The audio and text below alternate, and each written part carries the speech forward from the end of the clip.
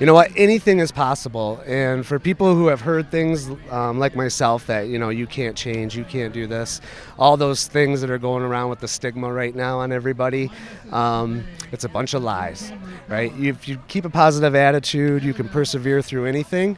And I'm living proof of it. And I am going to share that and teach that to as many people as I can in my life. Ask the Messenger's TV show is a TV show that educates, informs, and entertains our viewers on public health issues such as mental illness, suicide, addiction, illness and disease, COVID-19 relief, crime, domestic violence, homelessness, human trafficking, employment opportunities, healthcare, and more. And now, ask the Messengers. Today on Ask the Messengers, we bring you our coverage from the Celebrate Recovery Walk that was held on Detroit's beautiful Belle Isle. We are so proud to be part of this wonderful celebration where recovery is real and hope is alive. This event is sponsored by the DWIHN Integrated Health Network, the largest community mental health agency in the state.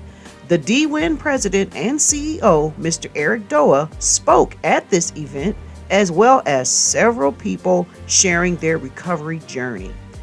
There were several substance use disorder providers out there handing out resources and educational information.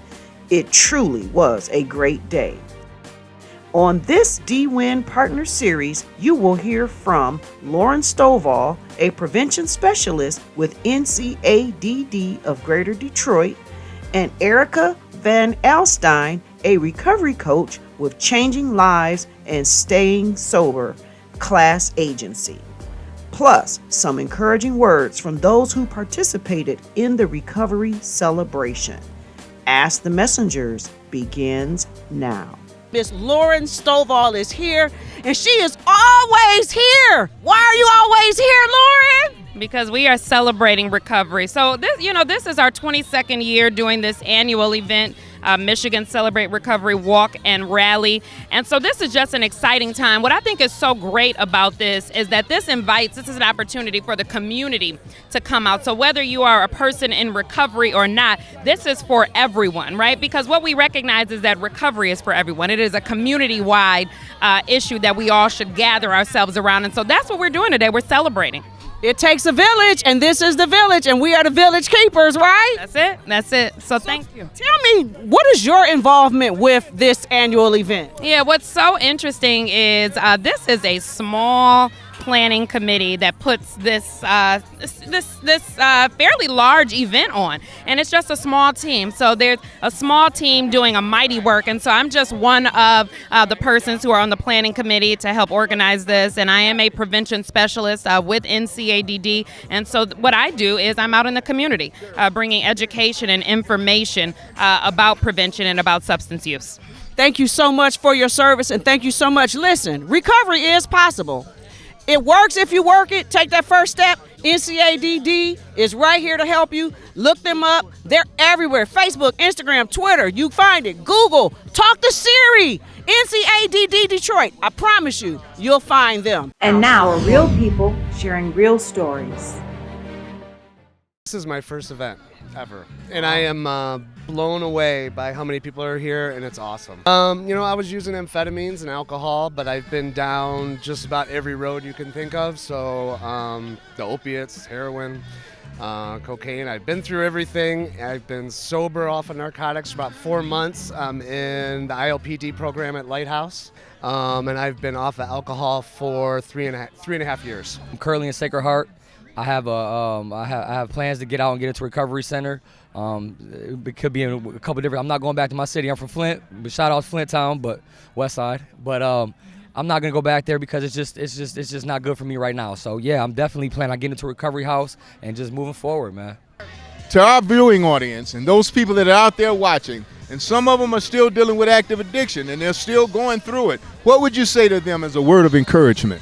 I would say never give up hope. No matter how many times you feel like there's no hope, like you can't stop using, there's going to come that point in your life when you are able to say, I give up, I surrender, There's people out there who want to help you for no reason at all except for you to better your life. Things that you needed to do, the things you needed to acquire step by step to obtain recovery. Starting from the first thing they asked you to do was what? Admit that I had a problem, ask for help, and then I'm working on the 12 steps, looking for a sponsor, and I'm really just relying on the knowledge of people that have a lot more clean time than me, leaning on them, being honest with myself, being honest with other people, and just surrendering that this is a disease or a disorder that I'm going to have for the rest of my life, and I have to accept that. And I think that I've finally done that this time. There is hope, y'all. I mean, if you're still breathing, it's not over. I suggest you get a higher power and just really hit this hard, because this is our lives at stake.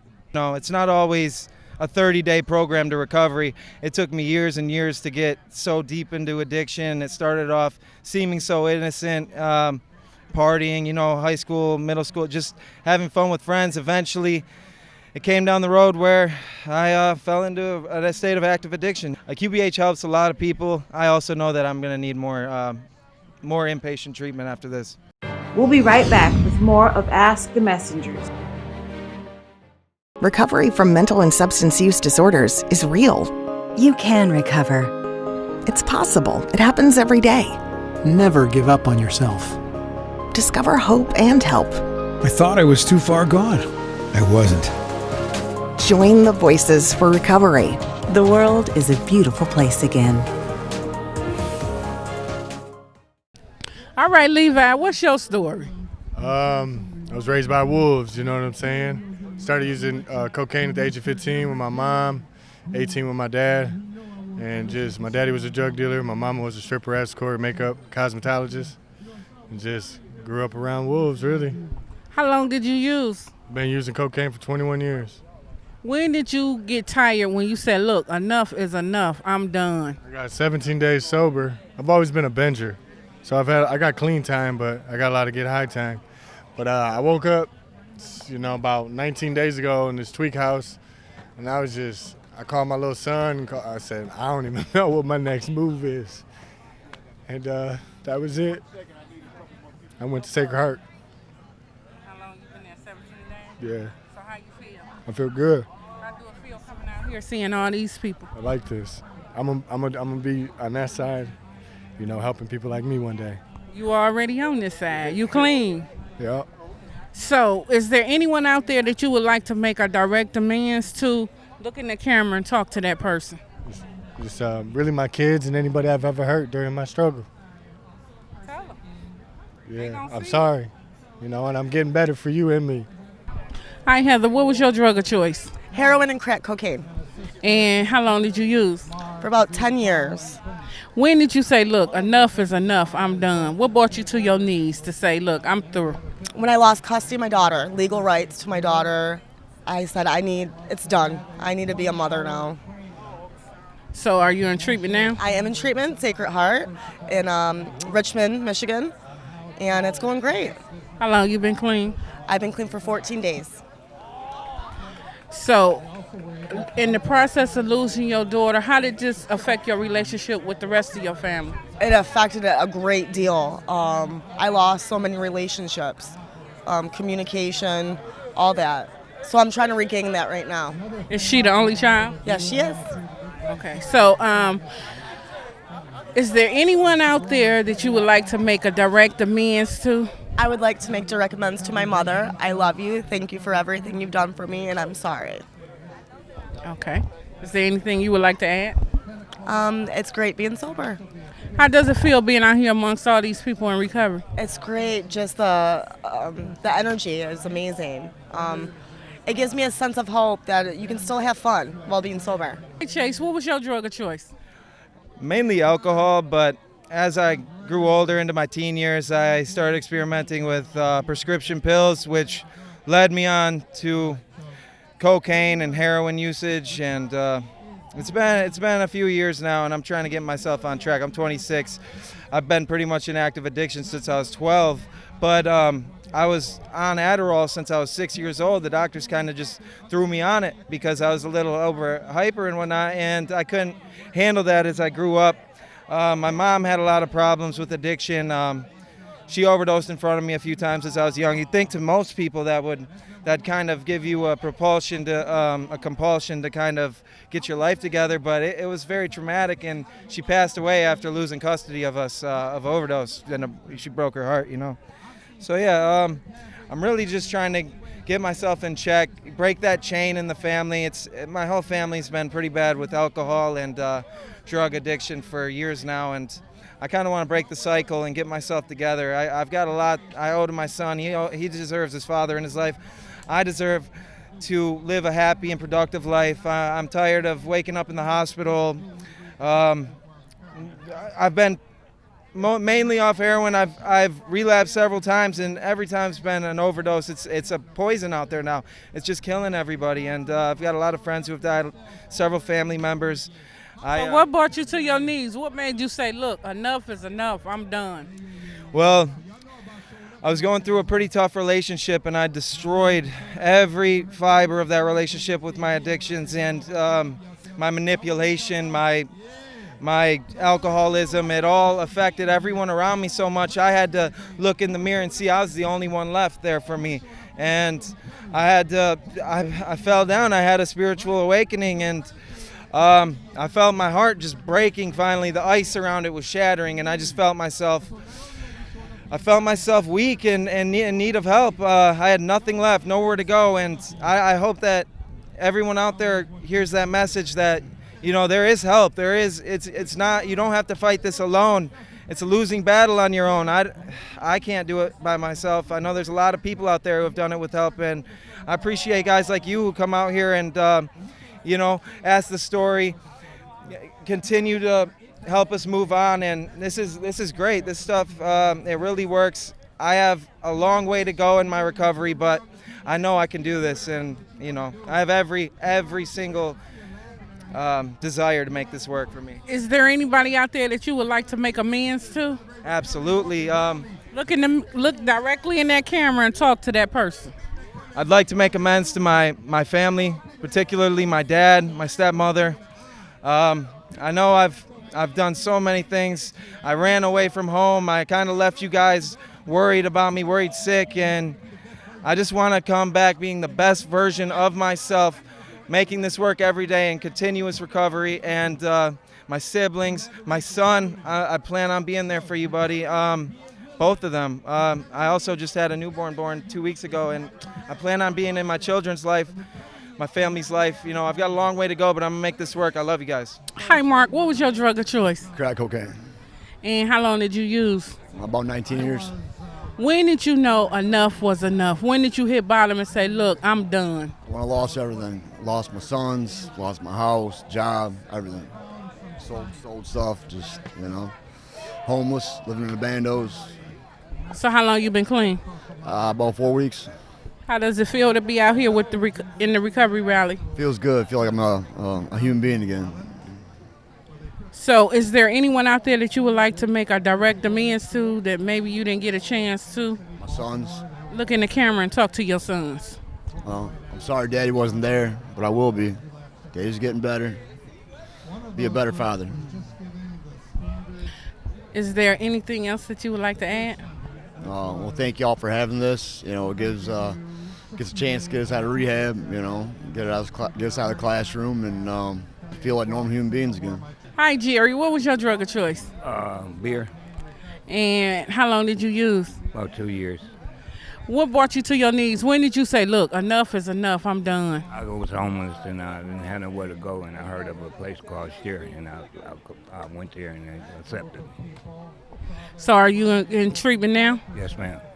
And how does it feel to be out here amongst all these people in recovery? Well, it feels like I'm a better person now, so I can speak better, I can recognize people better.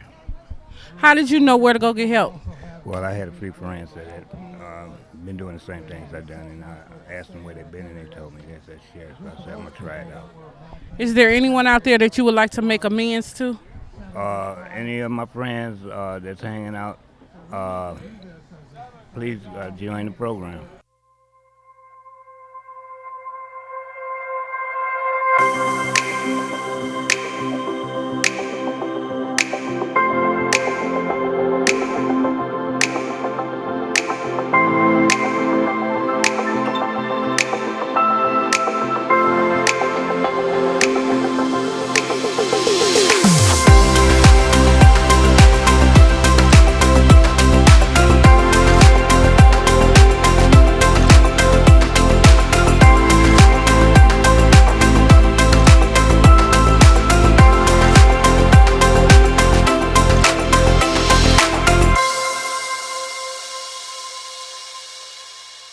My name is Judy Davis. I am the SUD Director for Detroit Wayne Integrated Health Network.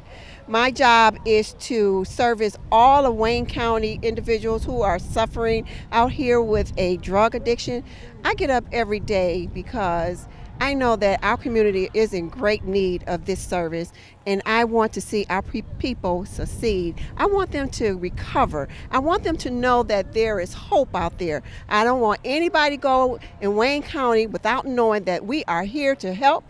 We are here to serve, and we're just, want you to reach out to us anytime that you're in need. Stay tuned for more of Ask the Messengers. Go get it, go get it, go get it, go get it, get it. Babies and toddlers across Michigan are doing a happy dance. Because now the safe and effective COVID-19 vaccine is authorized for children 6 months and up. And that means it's a happy day for parents too. Go get it, go get it, go get it, get it. This is Tina Nelson, and we are back. Today we are bringing you our coverage from the Celebrate Recovery Walk that was held on Belle Isle, the historic Belle Isle, where thousands and thousands and thousands of people in recovery came together, fellowship shared, and we also had some providers, some real people sharing the real stories. Right now I'm here with one of the providers that I actually met on Zoom, and she's here in person. Yay, we get to hug. Erika. We are in person. Yes, we are not behind TV like the Jetsons. Yes. Can you believe that? Wow. So let me tell you, you're here with class. And class, Carla Mitchell, you guys are doing your thing. Tell us a little bit what you do with class. Okay, so first of all, class stands for Change Your Lives to Stay Sober, and I am the recovery coach there. So we are a drug prevention / treatment / outreach program. I deal with the treatment side. We have a 24/7 crisis hotline. I help people get a treatment for drugs, alcohol, mental health, and I help with all different resources. I'm there before, during, and after, and I just provide them with everything we need. Also, we have a wonderful life skills coordinator who deals with the youth, because the thing is, when we are in recovery, we have NA, we have recovery groups. However, what do our children have? So we provide groups and life skills so that our children can have their voices heard, and that helps us as well. And I'm in recovery. I have almost 5 years. I'm also a survivor of human trafficking, and I help anybody that comes to me that needs help. And I tell people, because we have a crisis hotline, people think a crisis is bleeding or passed out. A crisis to you is a crisis to me. So never feel like something is too small. That's not how that works. You call and we will figure out a solution together. Well, I could not have said it better myself. And it's so good to see you from behind the computer screen. And now, more real people sharing real stories. Now, what made you say enough is enough, I'm done? Unfortunately, during this epidemic we got with the opioids, I ran across something that wasn't right, and I flatlined twice, and God woke me up, and I learned that I held myself against my own will, but God's will set me free. What are you going to do different? Stay in my literature as far as my recovery goes. You have a lot of tools you have to study up on. You have to do a lot of meetings, but first put God first. Put yourself in the line behind God, and judge your friends and your surroundings and your lifestyle. If you could say something to someone right now who's out there struggling and in the dark like you once was, what would you say to that person right now? Please give your life a chance. You deserve it. If you could speak to your former self who used to be out there, what would you say to him? I'm sorry you had to go through that, but I can't be with you anymore. Goodbye. So at what point did you say enough is enough, I'm done? Like 2 years ago, I had lost my daughter. I had none of my family around anymore. And like I was overdosing every day, and it just got to that point where like I was just sick of living like that. Now, you said you lost your daughter. Explain that. So I lost custody of her. I was her full-time caregiver, and because of my drug use, her dad ended up taking custody of her. So if you have you made an amends to your daughter yet? yes, I see her almost 3 to 4 times a week now. So how's the relationship with your daughter now? It's amazing. She's great. It's really nice to see that bond coming back with us and like spending the time we do. I just took her school shopping for the first time in like years, and it's like the little. So tell me about the little things like that. Tell me how that felt. You in a store, you going grocery shopping, you going clothes shopping. You had your little checklist with you. How'd that feel? It was amazing. I had a lot of anxiety about it, but it was really good. Like, those little moments like that are like what I miss the most. Like I used to cry thinking about the fact that I couldn't even put her like to bed at night or give her a bath. And so, just being able to like be back in her life and do something as little as like taking her school shopping and like helping her pick out her clothes. And, she's old enough now that she's like getting into that age where she's figuring out who she is. So like seeing her kind of decipher like what her style is and stuff, it was amazing. So if you could say something to someone right now, look in that camera and give some advice to someone who's still out there trying to find their way. There's still hope out there, like even when it feels like there's not. None of us are as bad as we beat ourselves up to be. I'd like to make an amends to my daughter. I really let her down, and so I'd just like to make an amends to her. Heavenly Father, please bring it into Claire's heart for her to forgive me. Well, that concludes this week's episode of Ask the Messengers. We also invite you to follow us on Facebook, Instagram, Twitter, and to subscribe to our YouTube channel. Also, if you would like to support our show, please feel free to make a donation of any amount by visiting our show website, www.askthemessengers.org. If you prefer to mail donations, please make your check or money orders payable to Ask the Messengers TV show and send to 18400 Schaefer Highway, Detroit, Michigan 48235.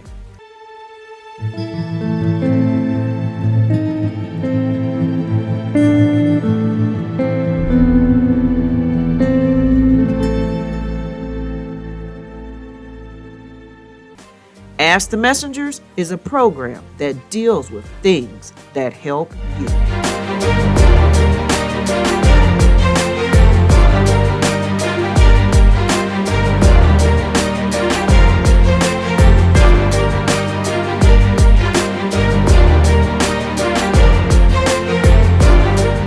Thank you for watching.